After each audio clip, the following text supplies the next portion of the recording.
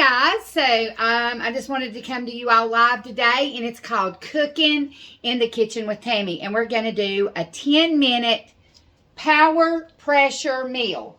So as you see, I've already got the cut up potatoes, and you see a few pieces of chicken in there in the bottom of my pressure pot. Now what I'm going to add next to that is I'm going to add my mixed vegetables. Easton, if you give me the mixed vegetables, please. So I typically add 4 cans of mixed vegetables. So here we go, our first can. And you can just buy the Great Value brand. Vegetables does not matter.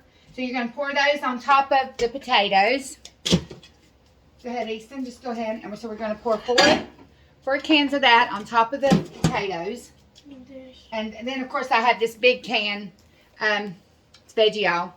So we're going to pour that, and we're going to try to take and level that out just a little bit, okay? So what you have just done is you have got your mixed vegetables on top of your potatoes, as I already showed you.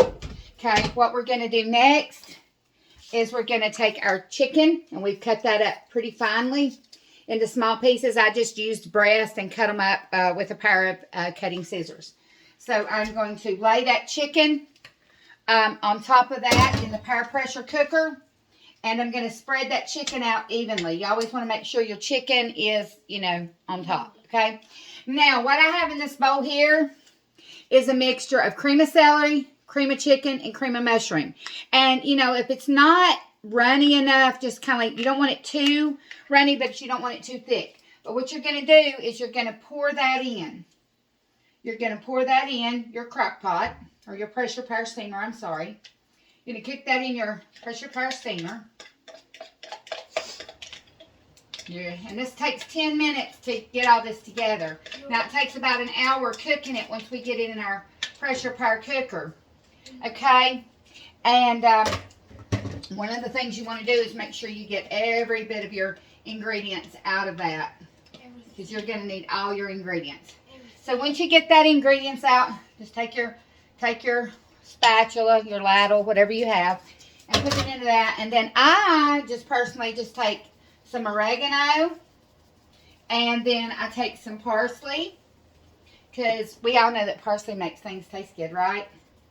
And then I also take some Italian season, which is really for Italians, but I use it on everything. I like spicing up my stuff. The last and final touch to that would be to get your spatula, obviously. Cooking with Tammie in the kitchen. And then we're going to just take the cheap canned biscuits.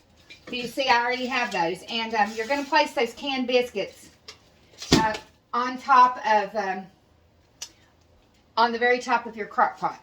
Yeah. On top of your mixture. Yeah. And you're going to place those very closely together. And you say, well, Tammie, how does those biscuits cook? Well, they do.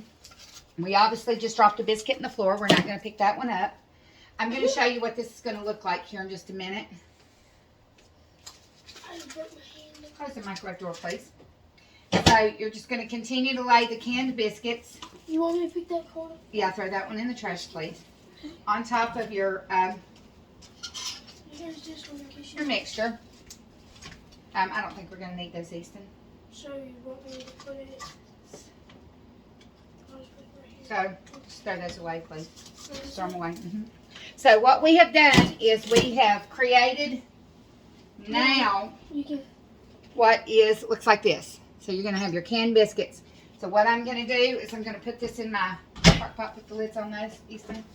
I am going to make sure that I securely put my lid on my cooker, and we'll come back for the final results. This is Cooking with Tammie. Let's see what chicken pot pie is like in a power pressure cooker at 1 hour.